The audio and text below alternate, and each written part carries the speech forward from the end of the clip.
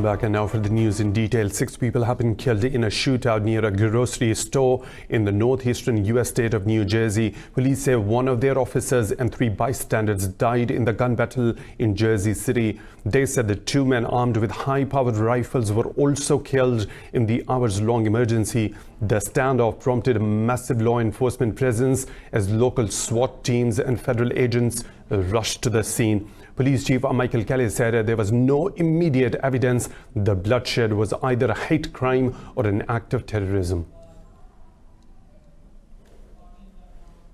We're not going to get into the details of 4 hours of police work, but I can tell you their movement was rapid and continuous for 4 hours within that area. Kelly said the vehicle used by the shooters contained an explosive device which was later removed. Now moving on, a suicide bomber has attacked a U.S. military convoy near Bagram Air Base in Afghanistan's Parwan province. The governor said the suicide bomber was accompanied by attackers who fired on the troops. The NATO-led mission in Afghanistan said the attack was quickly contained and repelled by security forces. The provincial governor said a medical facility being built for locals was badly damaged in the blast. The governor said 1 woman was killed and 65 others wounded in the attack. No group has claimed the responsibility of the attack yet.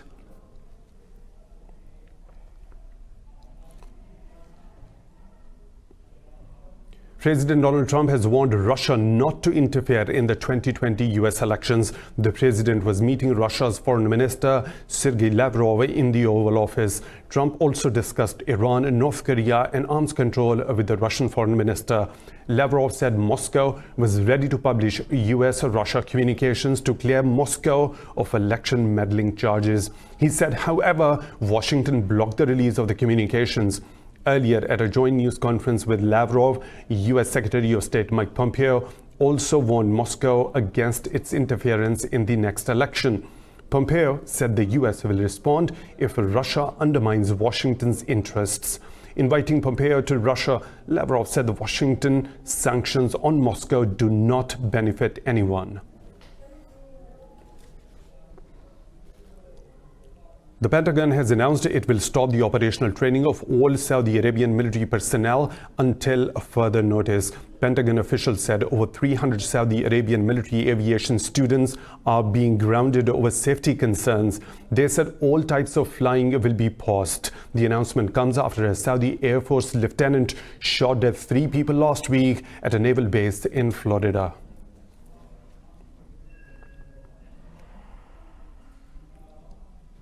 A U.S. federal judge has blocked President Donald Trump's attempt to transfer $3.6 billion to build a wall on the Mexican border. Trump declared a national emergency last February in order to transfer funds from the Pentagon to build the wall. A district court in Texas issued a permanent injunction on the funds transfer.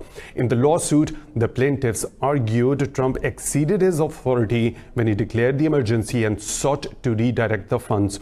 A Justice Department spokesman said the administration would appeal the ruling. In July, the U.S. Supreme Court ruled the Trump administration could access $2.5 billion from a Pentagon counter-narcotics fund.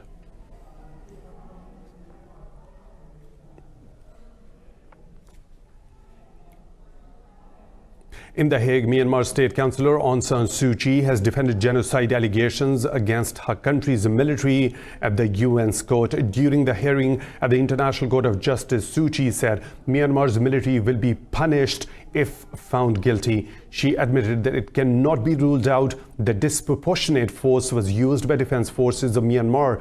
Backing the forces' actions, she said Myanmar was committed to safe repatriation of people displaced from Rakhine. Suu Kyi said Myanmar's defense forces were responding to attacks by armed local groups in August 2017.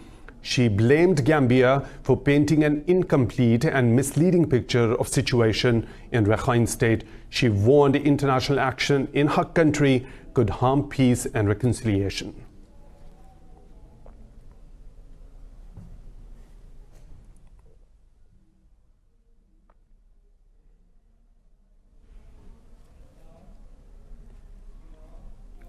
The United States has imposed sanctions on Myanmar's army chief and other top officers for their role in a deadly crackdown on Rohingya Muslims in 2017. Under the sanctions, commanders' assets in their foreign bank accounts have been frozen from transfer within the international banking system. Those sanctioned include military chief Min Aung Hlaing and several commanders deployed in Rakhine. The U.S. Treasury Department says Myanmar's army is responsible for killing thousands of people and forcing over 700,000 to flee to Bangladesh.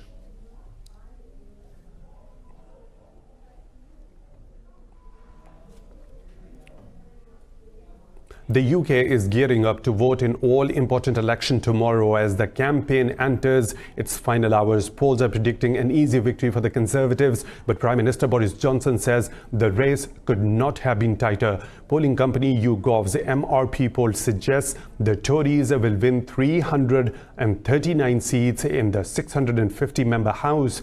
It predicts the Labour Party will trail significantly behind with 231 seats. But Prime Minister Johnson believes it is far closer than it appears. This could not be more critical, it could not be tighter. I'm just saying to everybody, the risk is very real that we could tomorrow be going into another hung parliament. That's more drift, more dither, more delay, and more paralysis for this country. YouGov predicted the surprise 2017 election result. This time, it has predicted the Conservative Party will win a parliamentary majority of 8 seats at the general election. Now moving on, tens of thousands of people have held protests in Prague calling for Czech Prime Minister Andrej Babiš to resign. Babiš is accused of fraud and embezzlement worth millions in EU funds. Police said over 50,000 protesters gathered in Vinchalas Square in the Czech capital, carrying placards and chanting slogans. The protest group Million Moments for Democracy claimed almost 80,000 people took part in the protest. Last week, the country's chief prosecutor reopened an investigation into the Prime Minister over alleged fraud. Protesters have urged Babiš to completely disassociate from his business interests or resign by the end of this year. Hong Kong leader Carrie Lam has ruled out further concessions to city's protesters ahead of her visit to China. She will fly to Beijing this weekend for her third annual duty visit. Lam has refused to accept any further demands by the protesters. She also explained the reasons for her visit. Of course, the purpose of the duty visit is to give a full account of what has happened in Hong Kong over the past year, what the government have been doing, what more does the government want to do in the coming year, and what policy measures that the Hong Kong SL need from the central government in taking forward some of our major initiatives. In Somalia, 5 people have been killed in a terrorist attack on a hotel in Mogadishu by Al-Qaeda-backed Al-Shabaab militants. Police said all 5 attackers were also killed after a 7-hour gun battle. They said 11 people were wounded, including 2 members of the country's security forces. Government officials said the attack began when heavily armed gunmen overpowered security guards and stormed the hotel. Turkish President Recep Tayyip Erdogan says he is ready to deploy troops to Tripoli if the Libyan government asks for them. The announcement comes after Ankara signed a security agreement with Libya last month. Turkey signed a defense agreement with Libya in November. The pact is aimed at strengthening the forces controlled by Libyan Prime Minister Fayez al-Sarraj's government in Tripoli. Speaking in Ankara, Erdogan said there is no hurdle to sending soldiers to Libya after the agreement. He said the deployment will not violate the UN's Libya embargo.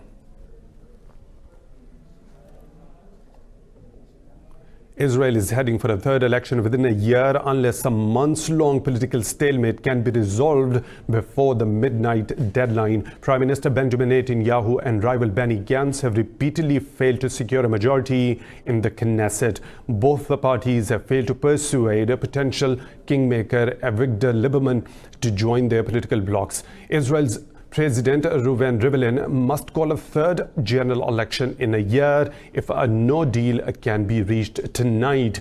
Meanwhile, embattled Prime Minister Netanyahu has been indicted on the corruption charges.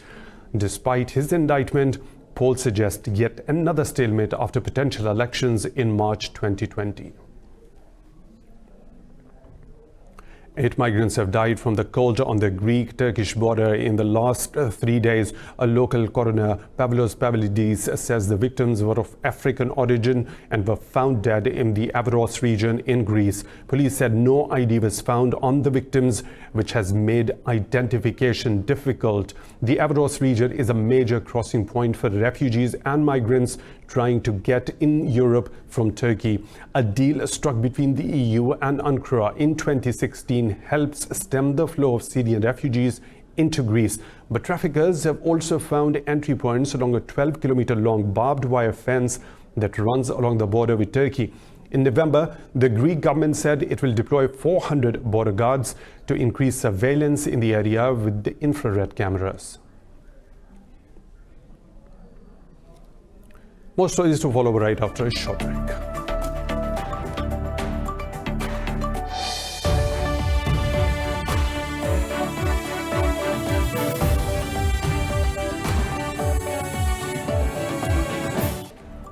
Welcome back. Iraq has been rocked by months of deadly protests against corruption and unemployment, and Baghdad's Tahrir Square has turned into an icon of anti-government demonstrations. Protesters in Iraq are demanding an overhaul of the country's ruling elite over corruption. More than 450 people have died during clashes with security forces since October, but protesters say their determination is unshakable. I am not supposed to be here, but we have to be on the front line to help them. We cannot abandon them. We cannot leave them if something happens to them. But we are also targeted. Many doctors have been arrested by the riot police, and we have had no news about many of them. People from all walks of life continue to demonstrate at Tahrir Square, which has become a symbol of defiance against the rulers. But what's something new is that the protesters are feeling like home here. We have become one big family, and everyone has their role, like at home. There are those who cook, those who clean, those in charge of putting out tear gas smoke. Everybody is part of this big family, and everyone pulls their weight. From tuk-tuk drivers and medics to cooks and citizen journalists, each volunteer has their role to play. Iraqis can't take it anymore. Our graduates are unemployed. After graduating, they come home, and after that, what can they do with their diplomas? They find themselves selling bottles of water or tissues. They become laborers or they transport goods to the markets. Is this Iraq? We are a country of culture, a conscientious country. We should have everything we need. We have oil and we are Iraqis, no? We have the right to our share. Last month, Prime Minister Adel Abdul Mahdi resigned, but his move failed to pacify the protesters, making their movement the largest unrest in the country since Saddam Hussein's government collapsed in 2003. EU envoy Ugo Stutu says the European Union remains concerned about the situation in Jammu and Kashmir. He added that the bloc's position has not changed in the months since the Indian government's decision on Article 370. Addressing a news conference, Ugo Stutu also said EU was following current debate in Indian Parliament over Citizenship Amendment Bill. He said European Union hopes that India's constitutional traditions would be upheld. The EU envoy added it is crucial that freedom of movement and means of communication are restored along with all the essential services.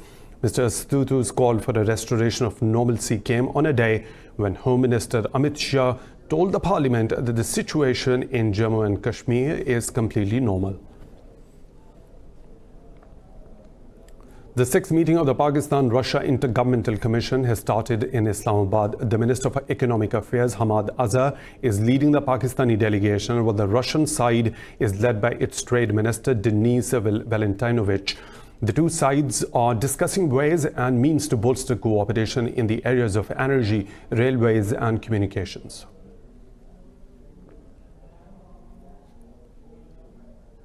In New Zealand, the authorities say there could be more volcanic eruptions following the blowout on White Island 2 days ago.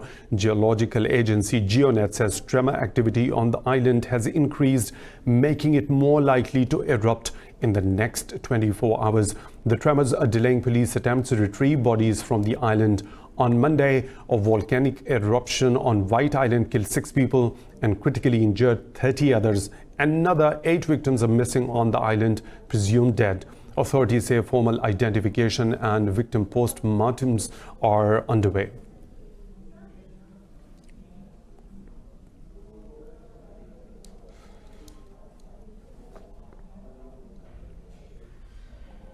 Alberto Fernandez has been sworn in as Argentina's new president after winning the October general elections. The 60-year-old center-left politician took his presidential oath in front of cheering legislators in Congress along with political leaders. Fernandez takes over former President Mauricio Macri, who symbolically handed the incoming leader the presidential baton and sash.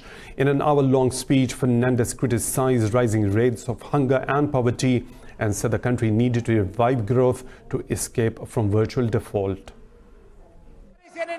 It's been 4 difficult years for everyone. For some, like Cristina Fernandez, it's been more than difficult. For 4 years, we have heard the outgoing government say that we will not be coming back. But tonight, we have come back and we will be better. Thank you, Argentines. For tomorrow, there is work to be done for the country that we deserve. Argentina faces an annual inflation running about 50% and poverty approaching 40% while being stuck in a recession. Now moving on, in Norway, Ethiopia's Prime Minister Abiy Ahmed has been presented with the Nobel Peace Prize for ending conflict in the Horn of Africa. The Prime Minister stopped a decades-long hostility with Ethiopia's arch-enemy Eritrea. In a speech at Oslo City Hall, Prime Minister Ahmed said militant groups and global military powers pose a threat to peace in the Horn of Africa. He said this after receiving the Nobel Prize for his peace efforts. The Horn of Africa today is a region of strategic significance. The global military superpowers are expanding their military presences in the area. Terrorist and extremist groups also seek to establish a foothold. The Prime Minister said his administration released all political prisoners, shut detention facilities and stopped jailing journalists. We have released all political prisoners.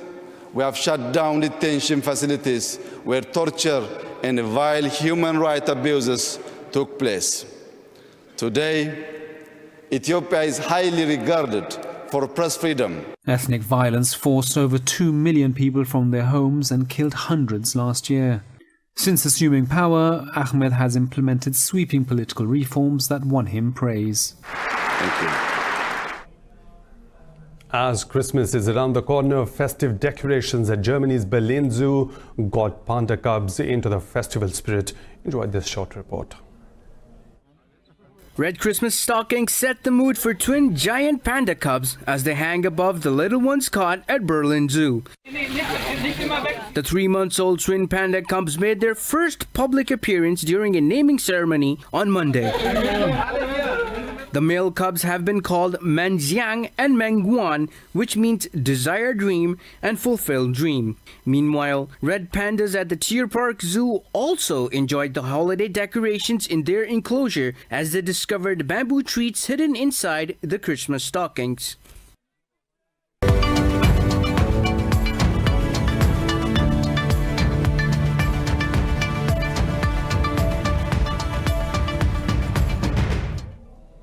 The Asian Development Bank has slashed India's economic growth forecast for the ongoing fiscal year. The economy is now expected to grow by 5.1% instead of ADB's September projection of 6.5%. In its report, the bank said India's growth forecasts have been downgraded because of liquidity strains in its non-banking finance companies and slow job growth. The bank trimmed its growth forecast for developing Asia by a fraction in 2019 and 2020. The ADB's chief economist Yasuyuki Sawada said developing Asia faces rising food costs as inflation levels surge, defying previous estimates. The World Trade Organization has suspended its role as an arbiter in global trade disputes. WTO Director General Roberto Azevedo says the appellate body is unable to hear new appeals after the U.S. blocked the appointment of new judges. At a press conference at the WTO headquarters in Geneva, Azevedo says it will take months to fix its main dispute settling body. He said at least 3 judges are needed to hear an appeal in the 7-member appellate body, and only 1 is in place. Earlier, US President Donald Trump blocked the appointment of judges, saying the WTO has treated his country unfairly. President Trump has also called for a major overhaul of the body's dispute settlement system. Most stock markets in Europe are trading fractionally higher as investors await the US Federal Reserve's interest rate decision. Developments are being closely followed ahead of the US December 15th deadline for tariffs on Chinese goods. London's FTSE 100 is trading nearly 0.5% higher as Tullow Oil shares continue to recover, climbing nearly 4%. Frankfurt's DAX has gained a fraction. In Asia, the Hang Seng Index gained and closed over 0.75% higher. The Shanghai Composite and Seoul's Kospi each gained ground. Meanwhile, international oil prices have lost over 0.5% after data showed an unexpected rise in the US crude inventory.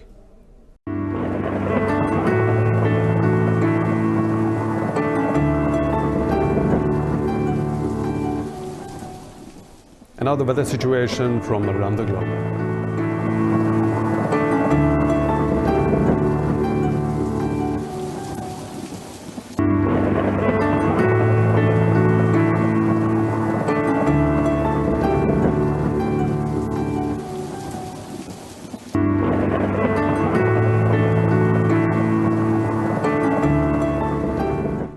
And that's all for now. For the latest updates, you can follow us on social media at Indus.News.